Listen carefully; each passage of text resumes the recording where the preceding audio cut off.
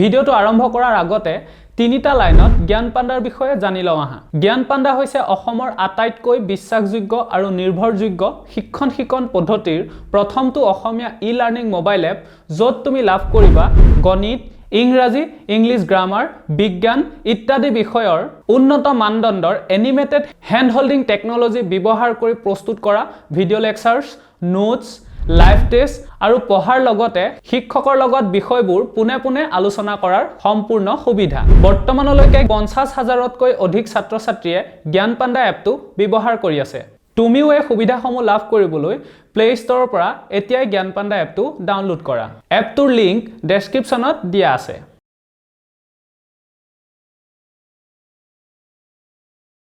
এতিয়া আমি সাৰ্বিক সংগতি কাক বোলে, উপসংগতি, অধিক সংগতি, প্ৰকৃত উপসংগতি, প্ৰকৃত অধিক সংগতি এইবিলাক শিকিলোঁ হলে, আৰু এইবিলাক আমি আগতে জানো। ঠিক আছে, তো এতিয়া আমি শিকিম number of elements in a set, যে এটা সংগতিত থকা মৌলৰ সংখ্যা। ঠিক আছে, তো এতিয়া তোমালোকে মোক কোৱা ইউত কিমানটা মৌল আছে? 1ৰ পৰা 10লৈকে আছে। কেইটা আছে? 1 2 3 4 5 6 7 8 9 10টা আছে হয়নে? অৰ্থাৎ ইউত থকা মৌলৰ সংখ্যা কি? 10টা হলে। তো এই বস্তুটোকে আমি লিখো চোৱা এনেদৰে, n অফ ইউ, অৰ্থাৎ number of elements in U, যে ইউত থকা মৌলৰ সংখ্যা কেইটা আছে? 10টা। গতিকে লিখিম মই কি? 10। ঠিক আছে, 10টা আছে, 10। ঠিক আছে, তো ঠিক তেনেদৰে নাম্বাৰ অফ এলিমেণ্টছ ইন এ, তো এত কেইটা এলিমেণ্টছ আছে? এত কিমানটা মৌল আছে? 1 2 3 4 5টা হয়নে? 5টা। গতিকে হৈ গ'ল কি? n of a equal to 5। তো n অফ b কিমান হ'ব? n of b equal to কিমান? বিত কিমানটা মৌল আছে? 1 2 3 4 5টা হয়নে? তো n of b equal to কিমান? 5। ঠিক আছে, তো ঠিক তেনেদৰে n of c, number of element in c কেইটা আছে? 1 2 3টা, 3 হ'ব। Number of element in d কিমান হ'ব? 1টা হয়নে? আৰু নাম্বাৰ অফ এলিমেণ্ট ইন ই, ইত কিমানটা মৌল আছে? এটাও মৌল নাই। গতিকে কি হ'ব? 0 হয়নে? কাৰণ ইয়াত এটাও মৌল নাই, 0। বা এই বস্তুটোকে এনেকৈ দিব পাৰে n অফ 5, n অফ 5, তো 5 মানে কি? ৰিক্ত সংগতি হয়নে? তো ৰিক্ত সংগতিত এটাও মৌল নাথাকে হয়নে নহয়? এইটো মানে 5, তো n অফ 5 ইকুৱেল টু কি? সদায় 0 হয়। ঠিক আছে, n অফ 5 ইকুৱেল টু 0, কাৰণ ৰিক্ত সংগতিত এটাও মৌল নাথাকে। ঠিক আছে, হ'ল। তো এইটোৱে হ'ল আমাৰ কি?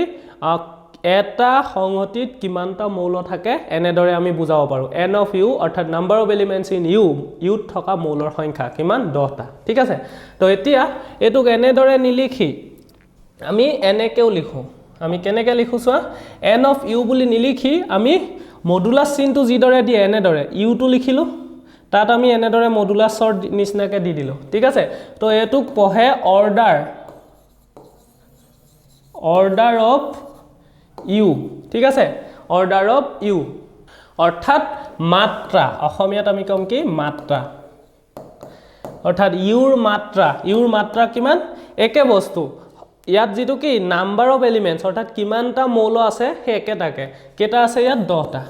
ওকে, অৰ্ডাৰ অফ ইউ মানে হ'ল কি? 10। ঠিক আছে, ঠিক তেনেদৰে n অফ a বুলি নিলিখি আমি এনেদৰে লিখি দিব পাৰোঁ অৰ্ডাৰ অফ a, তো কিমান? 5টা। একেটা বস্তুকে। ঠিক আছে, তো অৰ্ডাৰ অফ b মানে হ'ল বিত কিমানটা মৌল আছে? কেইটা আছে? 5টা হ'লে। ঠিক তেনেদৰে অৰ্ডাৰ অফ c মানে হ'ল 3, আৰু অৰ্ডাৰ অফ d মানে হ'ল কিমান? অৰ্ডাৰ অফ এইটো কি আছিলে? d। Order of d equal to 1, আৰু অৰ্ডাৰ অফ 5 কিমান হ'ব তেতিয়াহ'লে? 0 হ'ব। ঠিক আছে, অৰ্ডাৰ অফ 5 ইকুৱেল টু 0। ঠিক আছে, আৰু কেতিয়াবা এইটোক মাত্ৰা বুলি কয়, কেতিয়াবা মৌলৰ সংখ্যা বুলি কয়, আৰু কেতিয়াবা এইটোক ক'ব সংহতিটোৰ গণন সংখ্যা। কি বুলি কয়? গণন সংখ্যা বুলিও কয়, গণন সংখ্যা। এইবিলাক লিখি ল'বা। ঠিক আছে,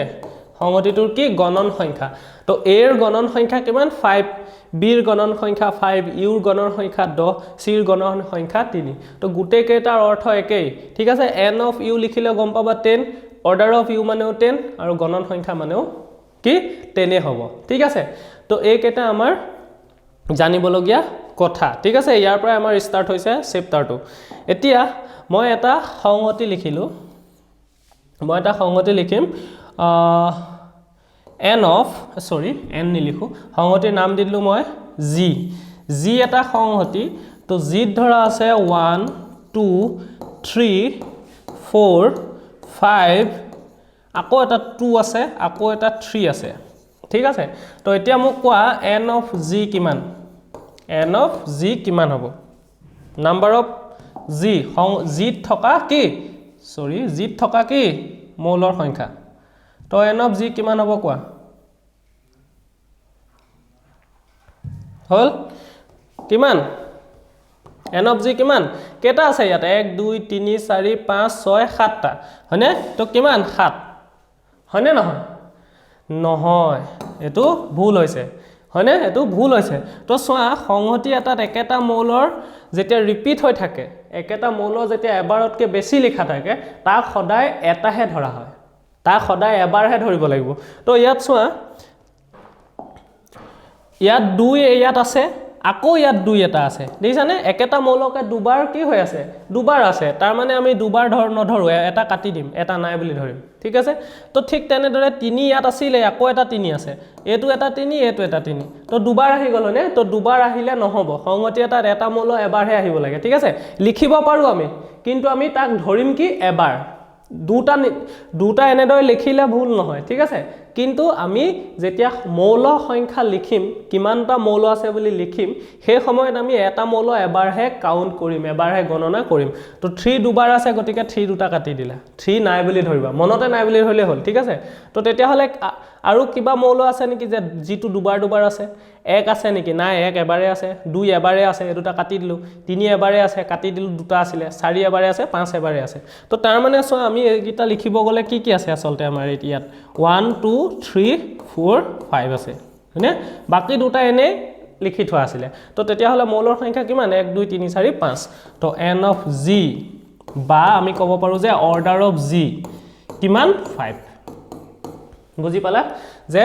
অৰ্ডাৰ অফ g বা n of g is equal to 5 হ'ব কাৰণ সংগতি এটাতকৈ বেছি মৌল যদি দুবাৰ থাকে তাক গণনা কৰোতে আমি এবাৰহে ধৰিম ঠিক আছে যেতিয়া আমি n of a উলিয়াম n of g উলিয়াম এবাৰ ধৰিম ওকে এবিলাক লিখি লবা ঠিক আছে যিবিলাক কলো হেবিলাক লিখি লবা এতিয়া সো আমি সংখ্যা দুটা ধৰা 2 আৰু 3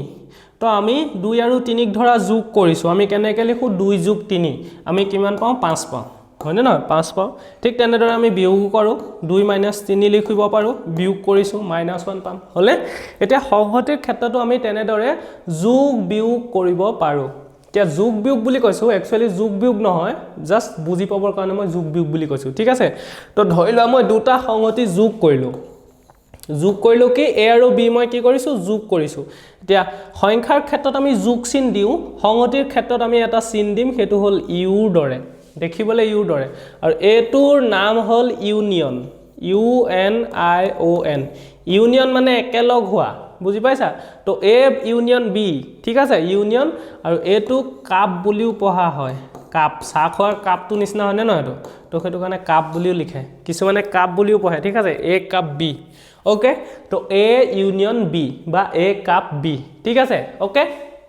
এতিয়া সোয়া সংখ্যাৰ ক্ষেত্ৰত 2 যোগ 3 হলে 5 হৈ যায় কিন্তু সংহতিৰ ক্ষেত্ৰত a ইউনিয়ন b মানে যোগ নহয় একচুয়ালি কি হয় এই সংহতি দুটা একেলগ হৈ যায় এই সংহতি দুটা একেলগ হৈ পৰে ঠিক আছে হলে তো তেতিয়া হলে কি হ'ব সোয়া কি হ'ব সংহতি a কেটা মৌল আছিল 1 2 3 4 5 তো 1 2 3 4 5 1 2 3 4, 5 হলে আৰু তাৰ লগত একেলগ হৈ পৰিল কি b সংহতি b কি আছিল 4 5 6 7 8 তো 4 5 6 7, 8 হলে 4 5 6 7 8 অৰ্থাৎ a ইউনিয়ন b কি হ'ব যে a আৰু b যিমান মৌল আছিলে সেই সকলোবিলাক মৌল a ইউনিয়ন b থাকিব তাৰ মানে হিহত একেলগ হৈ যায় ঠিক আছে তো a যিমান আছিলে সেইখিনিটো থাকিবই আৰু b যিমান আছিলে সেইখিনিও থাকিব তো হেতুৱে হ'ব কি a ইউনিয়ন b বা a কাপ b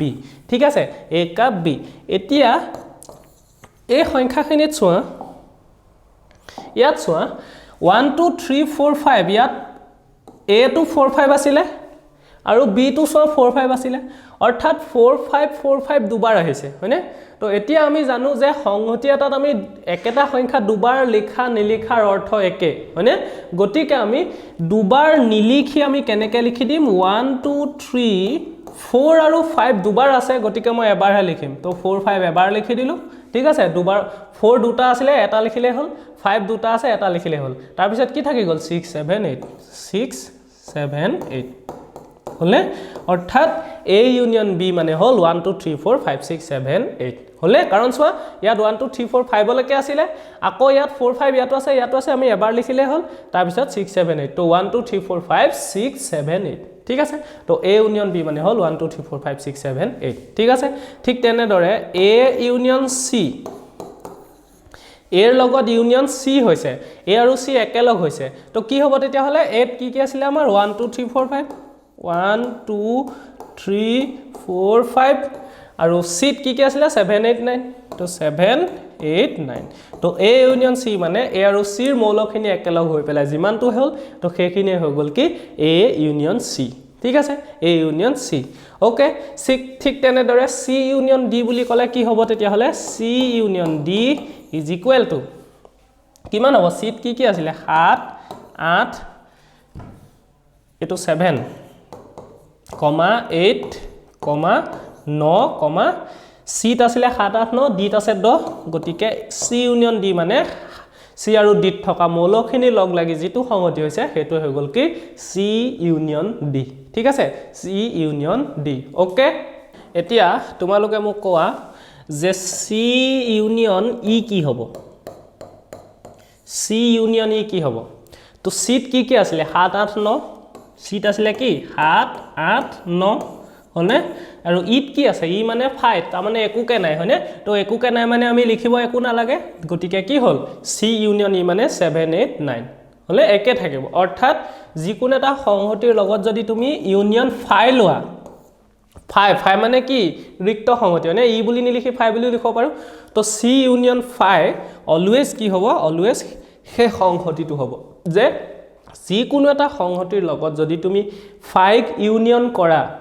5 তুমি একেলগ কৰা তেতিয়া সদায় সেই সংহতিটোৱে থাকে কাৰণ ইয়াত একোৱে নাই হয়নে একোৱে নাই গতিকে ইহত দুটা একেলগ হলে একেটাই থাকিব গতিকে C ইউনিয়ন 5 is always কি C union 5 is always C সেই সংহতিটোৱে হয় ঠিক আছে হল এতিয়া চোৱা এতিয়া আমি নাম্বাৰ অফ এলিমেন্টস উলিয়াম অৰ্থাৎ ইউনিয়ন কৰাৰ পিছত সংহতি এটাত কিমানটা নম্বৰ থাকে কিমানটা আমাৰ কি থাকে সংখ্যা থাকে হেতু আমি চাম ঠিক আছে কিমানটা মৌল থাকে হেতু চাম এতিয়া A ইউনিয়ন B এতিয়া আমি কি উলিয়াম না A ইউনিয়ন B ৰ আমি উলিয়াব লাগে n of A union B ঠিক আছে এবিলাক লিখি যোৱা এখিনলৈকে লিখি লোৱা গুটেখিনি তাৰ পিছত এটো লিখিবা ঠিক আছে তো n of A union B তো n of A union B কিমান হ'ব n of A মানে কি আছিল যে ইয়াত যিমানটা মৌল আছে সিমান হয় হয়নে তো n of A মানে কি আছিল আমাৰ n of A মানে তো ইয়াত কেটা মৌল আছিল 5টা গতিকে 5 হয় হয়নে n of B মানে কি আছিল 5টা মৌল আছিল 5 হয় n of C মানে কি আছিল যে 3টা মৌল আছে 3 হয় হয়নে ঠিক তেনে দৰে n of A union B মানে A ইউনিয়ন B যিমানটা মৌল আছে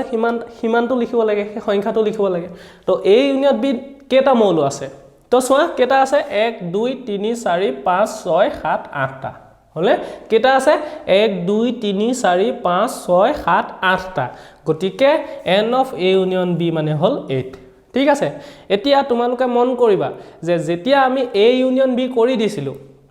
ইয়াত চোৱা ইয়াতো 4 5 আছিল ইয়াতো 4 5 আছিল তো ইয়াত যদি তোমালোকে ক্যালকুলেট কৰিব যোৱা তো ইয়াত 10টা আছে 1 2 3 4 5 6 7 8 9 10টা দেখিছানে 10টা আছে তো 10টা ধৰি নলবা কাৰণ 4 5 ইয়াত দুবাৰ আহি আছে গতিকে যেতিয়া আমি মৌলৰ সংখ্যা উলিয়াবলৈ যাম সদায় দুবাৰটো এবাৰ ধৰি কাটি লব লাগে নতুবা সংহতিটো নতুনকৈ লিখি লব লাগে তো এই দুটা কাটি দিম কাৰণ ইয়াত 4 এবাৰ আছে আকৌ এবাৰ নালাগে কাটি দিবা 5 এবাৰ আছে আকৌ এবাৰ নালাগে কাটি দিবা তো কিমান থাকিলে 1 2 3 4 5 6 7 8টা হেতু কাৰণে ইয়াত 8টা আছে তো n of A union B is equal to কিমান 8 তো ঠিক তেনে দৰে n of A union C কিমান হ'ব A union C n of A union C is equal to কিমান কেটা মৌল আছে 1 2 3 4 5 6 7 8টা হলে তো 8 n of c union d কেটা আছে 1 2 3 4 তো n of c union d is equal to 4 হ'ব আৰু n of c union e কেটা আছে এটা দুটা তিনটা গতিকে n of c union e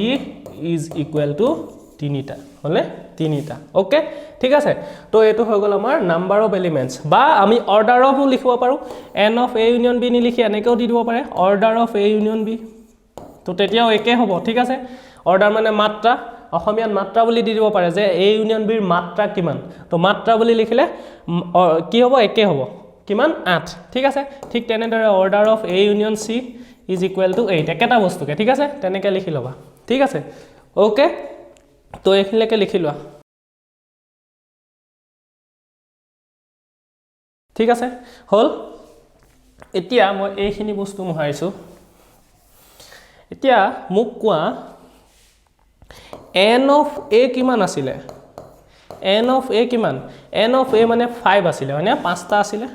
আৰু n of b মানে কিমান n of b মানে কিমান 5টা আছিল হলে n of b মানে 5টা আছিল এতিয়া যেতিয়া মই ইহত দুটাক একেলগ কৰি দিলো তো n of a union b পালো হলে n of a union b পালো হলে এতিয়া n of a union b মানে a আৰু b একেলগ হৈ পেলাই বনিছে হলে তো n of a union b 10 হ'ব নেকি 10 হ'ব না নহয় নহয় কিমান পাইছিল আমি n of a union b কি পালো 8 পাইছো হনে n of a union b 8 হে পালো কিয় 8 পালো 2 কিয় কমি গল n of a আৰু n of b a আৰু b ৰ পৰাইতো আমি a union b পাইছিলো হয়নে কিন্তু কি হৈ গল n of a union b কিন্তু 10 নহল কিমান হলগে 8 হে হলগে কিয় হৈ গল কাৰণ ইহত দুটাৰ মাজত a আৰু b ৰ মাজত দুটা কি আছিল একে এলিমেন্ট আছিল একে মৌল আছিল 4 5 4 5 হয়নে ইয়াটো 4 5 আছিল a to 4 5 আছিল b to 4 5 আছিল আৰু হেতু কাৰণে এই 4 5 তো আমি যেহেতু দুবাৰ নিলিখো তো হেতু কাৰণে দুটা কমি গল হয়নে এই দুটা কমি গল তো হেতু কাৰণে কি হৈ গল n of a union b 10 নহল কি হলগে 8 হে হলগে হয়নে 8 হে হলগে অৰ্থাৎ সকলো ক্ষেত্ৰতে a union b is not equal to na plus nb সকলো ক্ষেত্ৰতে n a union b is not equal to na plus nb তো এটো দি দিব পাৰে যে n a union b is equal to na plus nb এটো সঁচা না মিছা তো এটো সকলো ক্ষেত্ৰতে সঁচা নহয় ঠিক আছে কিন্তু কিছুমান ক্ষেত্ৰত সঁচা সোৱা n union c আৰু d উলিওৱা n of c union d উলিওৱা তো n of c union d কিমান আছিল কিমান পাইছিল আমি 4 দেইছানে 4 পাইছিল এতিয়া n of c union d কাৰ পৰা বনিছে c আৰু d ৰ পৰা তো n of c কিমান পাইছিল আমি 1 2 3 n of d কিমান পাইছিল আমি d ত কেটা মৌল আছে এটা তো এতিয়া সোৱা n of c union d ইয়াতে লিখিছো ঠিক আছে তো n of c union d is equal to আমি কিমান পালো আমি সোৱা লিখিব পাৰো n of c plus n of d সোৱা n of c union d মানেও 4 আৰু n of c মানে 3 আৰু n of d মানে 1 তো সোৱা 3 একে এফালে হৈ গল 4 হনে বাও ফালেও 4 আছে ও ফালেও 4 আছে অৰ্থাৎ n of c union d is equal to n of c plus n of d অৰ্থাৎ সোৱা a union b n of a n b নহয় কিন্তু কেতিয়াবা হ'ব পাৰে কেতিয়া যদি সংহতি দুটাৰ মাজত কোনো উমৈহতীয়া মৌল নাথাকে বুজি পাইছা তো n of a union b is not equal to n of a plus nb যদি হে সংহতি দুটাৰ মাজত উমৈহতীয়া মৌল থাকে উমৈহতীয়া মৌল থাকিলে n a union b is not equal to na plus nb ঠিক আছে আৰু যদি উমৈহতীয়া মৌল নাথাকে উমৈহতীয়া মৌল নাথাকিলে তো কি হয় n of c union d is equal to n of c plus n of d হয় ঠিক আছে তো এটো বস্তু মই আকৌ এবাৰ বুজাই দিম এখিনলৈকে তোমালোকে লিখি লোৱা লিখিলা এতিয়া সোৱা মই ভালকে আকৌ এবাৰ বুজাই দিছো ধৰি লোৱা এটা সংহতি আছে a এটা সংহতি a আছে তো তো A ধৰি লোৱা আছে 1 2 3 4 5 ঠিক আছে ওকে আৰু এটা সংহতি B আছে য'ত ধৰি লোৱা আছে আমাৰ 4 5 6 7 8 ঠিক আছে 6 7 8 ঠিক আছে তো প্ৰথম এটো एग्जांपल নাম্বাৰ 1 এতিয়া एग्जांपल নাম্বাৰ 2 ধৰি লোৱা এটা সংহতি A আছে ঠিক আছে A ধৰিছো মই একে নামত ধৰিছো ঠিক আছে এটো বেলেগ এটা প্ৰশ্ন ইয়াত আছে 1 2 3 4 5 আৰু এটা সংহতি B আছে য'ত আছে ধৰা 6 7 8 9 10 ঠিক আছে 6 7 8 9 10 ঠিক আছে এতিয়া প্ৰথমতে মই n অফ 1 নম্বৰটোৰ কাৰণে কৰিছো 1 নম্বৰ ঠিক আছে তো ধৰি লোৱা n অফ a উলিয়াব লাগে তো n অফ a মানে কিমান ইয়াত কিমানটা মৌল আছে কেটা আছে 5টা n অফ b মানে কিমান যে b ত কিমানটা মৌল আছে 5টা তো n of a union b উলিয়াব লাগে তো n of a union b এটা n of a union b উলিওৱাৰ আগত আমি প্ৰথমতে কি উলিয়া ল'ব লাগিব সদায় a ইউনিয়ন b উলিয়া ল'ব লাগিব হলে তো ইয়াত a ইউনিয়ন b উলিওৱা প্ৰথমতে তো a ইউনিয়ন b মানে কিমান 1 2 3 4 5 ইয়াত 5 লৈকে আছিল মানে আৰু ইয়াত কিহৰ পৰা আকৌ আছে 4 5 6 7 8 6 7 8 হলে হল এটো মাজু বন্ধনী ঠিক আছে এতিয়া সোয়া এখিনি মই অলপ ওপৰলে দি দিও ওকে এতিয়া সোয়া কি হল ইয়াত সোয়া কি হৈছে যে 4 আৰু 5 টো a টো আছিল b টো আছিল গতিকে দুবাৰ দুবাৰ আহি গৈছে মানে তো আমি এটা সংগতি দুবাৰ দুবাৰ লিখি একো লাভ নাই ঠিক আছে গতিকে আমি কি কৰিম এটো এবাৰ এবাৰ লিখি দিম তো কি হৈ যাব 1 সোয়া আমি লিখিম কি 1 2 3 এই দুটা দুটা আমি নিলিখো এটা এটা কাটি দিম এবাৰ এবাৰ লিখিম এটো কাটি দিলো এটো কাটি দিলো ঠিক আছে তো এবাৰ এবাৰ লিখিম এবাৰ এবাৰ লিখলে কি হ'ব 4 5 6 7 8 হলে 6 7 8 এটো কাৰ্লি ব্ৰেকেট দিব লাগিব ঠিক আছে তো a ইউনিয়ন b পালো আমি এটো তো তেতিয়া হলে n of a union b কি হ'ব n of a union b is equal to কিমান 1 2 3 4 5 পাঁচটা 6 7 8টা 8টা আছে 8টা হলে 8 ওকে এতিয়া ইয়াত চেক কৰা ইয়াত চেক কৰি সোৱা যে n of a union b is equal to n of a plus n of b হয় নে নহয় এটো চেক কৰা এডাল প্ৰশ্নবোধক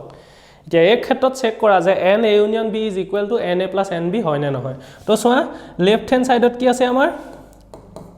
লেফট হ্যান্ড সাইডত আমাৰ আছে কি n of a union b হয়নে তো n of a union b কিমান 8 পালো হলে আৰু ৰাইট হ্যান্ড সাইডত কি আছে ৰাইট হ্যান্ড সাইডত আছে আমাৰ n of a right hand side তো লিখি লোৱা n of a plus n of b ঠিক আছে তো n অফ a মানে কিমান 5 আৰু n অফ b মানে কিমান 5 তো পাছে পাছে কি পালো 10 পালো তো তাৰ মানে সোৱা left hand side is not equal to left hand side 8 পাইছিলো আৰু right hand side 10 পালো গতিকে is not equal to right hand side হলে তো তাৰ মানে n of a union b তো তাৰ মানে মই কি লিখিব পাৰো তাৰ মানে মই দেখিলো যে n of a union b is not equal to কি হয় right hand side সৈতে সমান নহয় তো na plus nb হলে হয় না নহয় হয় কাৰণ কি পালো সোৱা n of a union b মানে 8 পালো মই আৰু n of a আছিল 5 আৰু এটো আছিল কি n of b আছিল 5 তো এফালে হৈ গল আমাৰ পাছে পাছে 10 এফালে হৈ গল কি 8 হে হল গটিয়ে সমান নহয় হলে সমান নহয় তো কিয় হল এটো কথা কিয় হল কাৰণ a আৰু b ৰ মাজত কি আছিল আমাৰ a আৰু b ৰ মাজত উমৈহতীয়া মৌল আছিল আৰু এই উমৈহতীয়া মৌল থকাৰ কাৰণে a ইউনিয়ন b ত কি হৈ যায় উমৈহতীয়া মৌল থকাৰ কাৰণে সংখ্যাটো কমি যায় হয়নে কাৰণ এই দুটাৰ ঠাইত আমি ইয়াত এটা দুটা তিনটা চাৰিটা আছিল চাৰিটা ঠাইতটো আমি দুটাহে ধৰো তো সেইটো কাৰণে n a union b is not equal to n a plus n b তো কেতিয়া হয় এই সংখ্যাটো যে এটো হয় এটো কেতিয়া হ'ব যেতিয়া যেতিয়া A আৰু B ৰ কি থাকিব উমৈহতীয়া মৌল থাকিব উমৈহতীয়া মৌল থাকিব ঠিক আছে উমৈহতীয়া মৌল থাকিব ওকে তো এইখিনিলৈকে লিখি লোৱা বুজি পালা এতিয়া যে যেতিয়া A আৰু B ৰ উমৈহতীয়া মৌল থাকে তেতিয়া NA union B is not equal to NA plus NB এতিয়া 2 নম্বৰ প্ৰশ্নটো চোৱা 2 নম্বৰটোত আমাক A দিছে 1 2 3 4 5 B দিছে 6 7 8 9 10 ঠিক আছে এটো 2 নম্বৰ এটো নাম্বাৰ 2 কৰি লোৱা 2 এতিয়া 2 নম্বৰত NA সোৱা 5 NB কেটা আছে 1 2 3 4 5টাই আছে তো NB 5 এ হ'ব তো আমি এতিয়া A ইউনিয়ন B উলিয়াম A ইউনিয়ন B মানে AB একেলগ কৰি দিব লাগে তো A কি কি আছে আমাৰ 1 2 3 4 5 লগত B কেটা দি দিয়া 6 7 8 9 10 6 7 8 9 10 হলে 8 9 10 ঠিক আছে এতিয়া A ইউনিয়ন B কেটা আছে সৰি এতিয়া তো সোৱা ইয়াতো আৰু বেলেগ বেলেগ মৌল প্ৰতিটোৱে হয়নে গতিকে আৰু ইয়াত কটাকটি কৰিবলৈ একো নাই গতিকে আমি N A ইউনিয়ন B কিমান পাম কেটা আছে ইয়াত 10টা আছে হয়নে N A ইউনিয়ন B 1 2 3 4 5 6 7 8 9 10 লৈকে 10টা মৌল আছে এতিয়া ইয়াত চোৱাচোন N A union B N A union B is equal to NA plus NB হ'ব নহয় তো left hand side N A union B কিমান পালো 10টা আছে রাইট হ্যান্ড সাইডত কি পালো NA plus NB তো NA হৈ গল 5 NB হৈ গল 5 10টা তো সোয়া left hand side 10 right hand side 10 তো মানে left hand side equal to right hand side তো তার মানে আমি লিখব পাৰো যে লেফট হ্যান্ড সাইড মানে হল NA ইউনিয়ন B আৰু রাইট হ্যান্ড সাইড মানে হল এটো NA plus NB তো equal to NA plus NB অর্থাৎ NA union B is equal to NA plus NB হৈছে কেতিয়া হৈছে যে যেতিয়া A আৰু B ৰ উমৈহতীয়া মৌল কি নাথাকে অৰ্থাৎ A আৰু B ৰ কোনো উমৈহতীয়া মৌল নাছিলে হয়নে A 5 লৈকে গৈছে 20 আকৌ 6 ৰ পৰা আৰম্ভ হৈছে অৰ্থাৎ ইয়াত থকা মৌল এটা ইয়াত নাই ইয়াত থকা মৌল এটাও ইয়াত নাই উমৈহতীয়া মানে কমন হয়নে তো কোনো কমন নাই তো যেতিয়া কোনো কমন নাথাকে কোনো উমৈহতীয়া মৌল নাথাকে তেতিয়া সদায় N A union B is equal to NA plus NB হয় ঠিক আছে তো এই বস্তুটো লিখি লোৱা এখিনি বস্তু আমাক দৰকাৰ হ'ব লিখিলা এতিয়া চোৱা যেতিয়া কোনো দুটা সংহতিৰ মাজত কোনো উমৈহতীয়া মৌল নাথাকে কি কৈছো যে দুটা সংহতিৰ মাজত যদি উমৈহতীয়া মৌল নাথাকে তেতিয়া হে সংহতি দুটাক অসংযোগী সংহতি বুলি কোৱা হয় যে A আৰু B ৰ মাজত কোনো উমৈহতীয়া মৌল নাথাকিলে সংহতি দুটাক অসংযোগী সংহতি বোলে কি বোলে অসংযোগী অৰ্থাৎ সংযোগ হৈ নাথাকে ইটো লগত হিটো একেলগ হৈ নাথাকে অৰ্থাৎ হিয়তৰ মাজত একেলগ হৈ নাথাকে মানে হিয়তৰ মাজত কোনো কি হিয়তৰ মাজত কোনো সাধাৰণ মৌল নাই হেতু কাৰণে অসংযোগী হয়নে অসংযোগী ঠিক আছে তো হিয়তক কি বুলি কয় অসংযোগী সংহতি বুলি কোৱা হয় আৰু অসংযোগী সংহতিৰ ক্ষেত্ৰত সদায় N A union B equal to NA plus NB হয় ঠিক আছে NA plus NB হয় আৰু যদি A আৰু B ৰ মাজত উমৈহতীয়া মৌল থাকে তেতিয়া হিয়তক অসংযোগী সংহতি বুলি নকয় ঠিক আছে অসংযোগী বুলি নকয় ঠিক আছে ওকে এতিয়া আমি ভেন ডায়াগ্ৰাম শিকিছিলো হয়নে ভেন চিত্ৰ শিকিছিলো যে সংহতিক কিহৰ দ্বাৰা বুজাব পাৰি ভেন চিত্ৰৰ দ্বাৰাও আমি আঁকি দেখাব পাৰো ঠিক আছে তো কেনেকৈ আঁকি দেখাম চোৱা ধৰি লোৱা এটা এটা আমি গোল হিচাপে আঁকিম তো এটো হৈ গল সংহতি A ঠিক আছে এটো হৈ গল আমাৰ কি সংহতি A ধৰি লোৱা মই আকৌ আঁকি দিছো এটো হৈ গল আমাৰ সংহতি A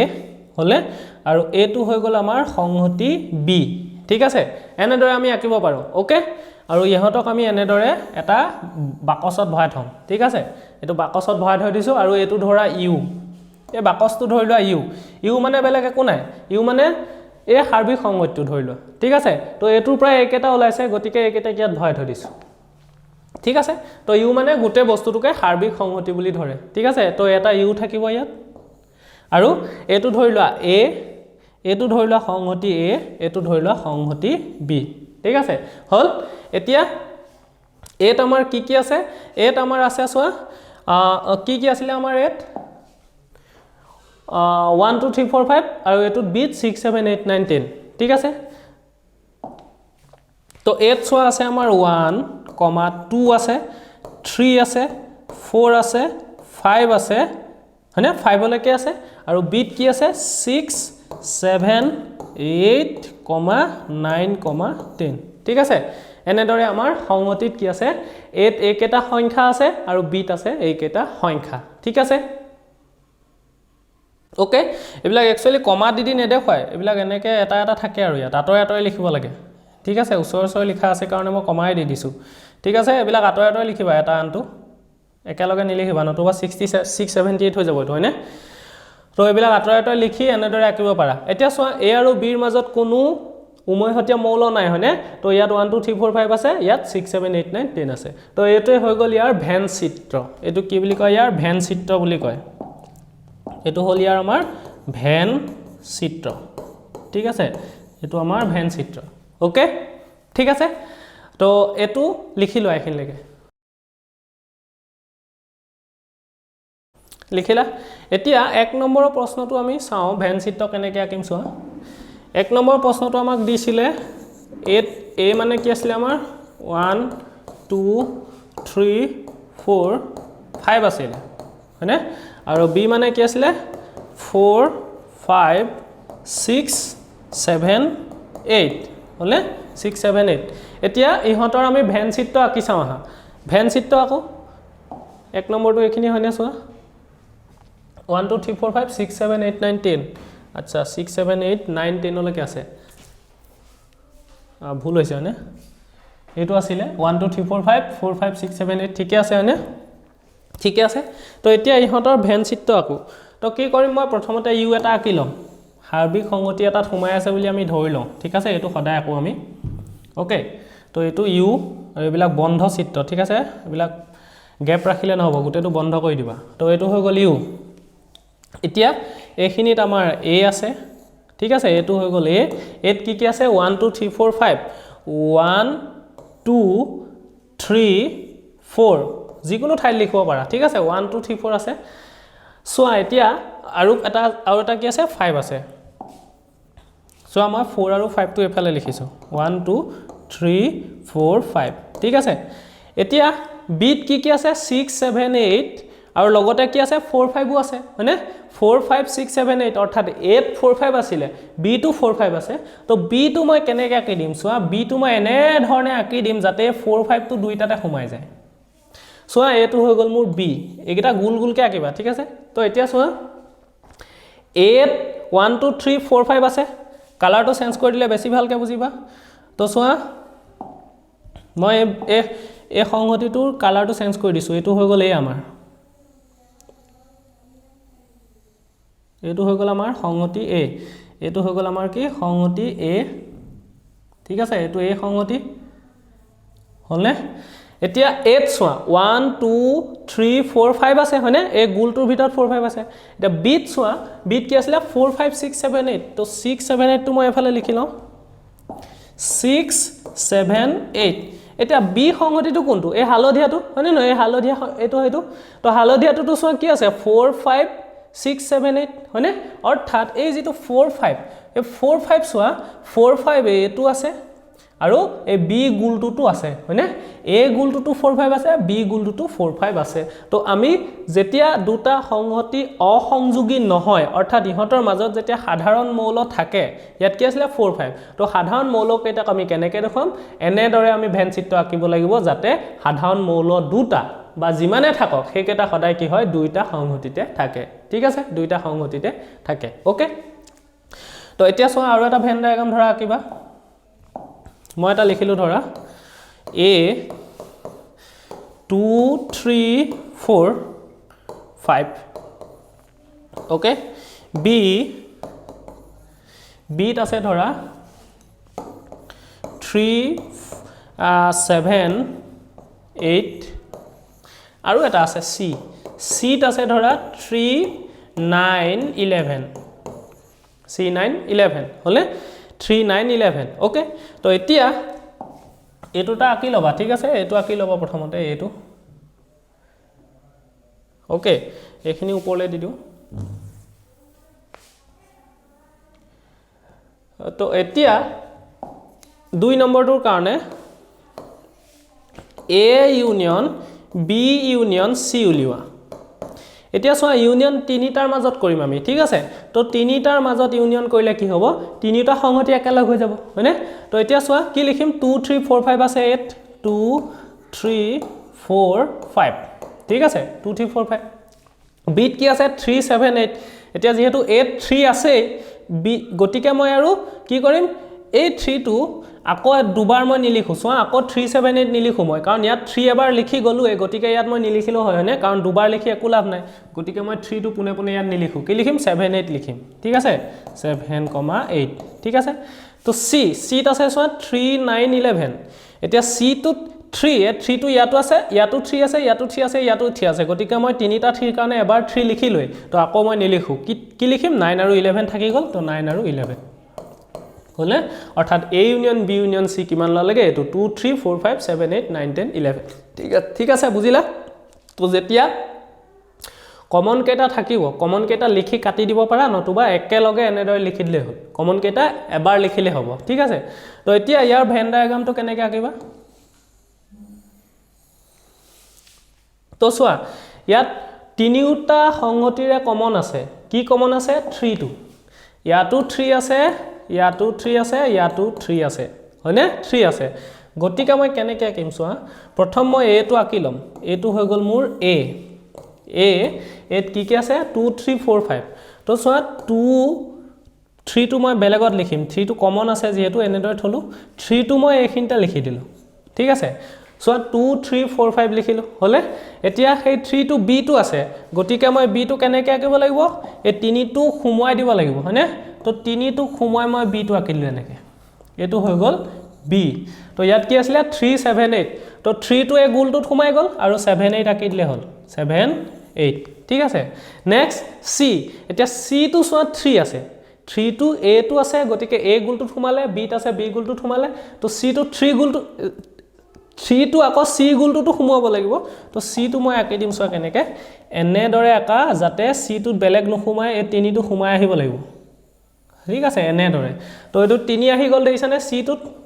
c গোলটো সোৱা এটো গোল নাই অলপ গোলকে আঁকিবা তো c টো 3 টো খুমালে বেলেগ মৌল নাই খুমা দেইছানে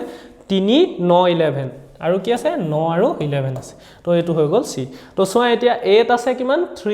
4 2 5 b ত আছে 3 7 8 আৰু c গোলটোত কি খুমাই আছে 3 9 11 তো এটো হৈ গল ইহতৰ কি ভেন ডায়াগ্ৰাম বা ভেন চিত্ৰ ঠিক আছে ভেন চিত্ৰ ভিডিওটো চাই ভাল পালে লাইক কমেন্ট আৰু সাবস্ক্ৰাইব কৰিবলৈ নাপাহৰিবা আৰু ভিডিওসমূহ ক্ৰমান্বয়ে পাবলৈ জ্ঞান পাণ্ডা এপটো ডাউনলোড কৰি লোৱা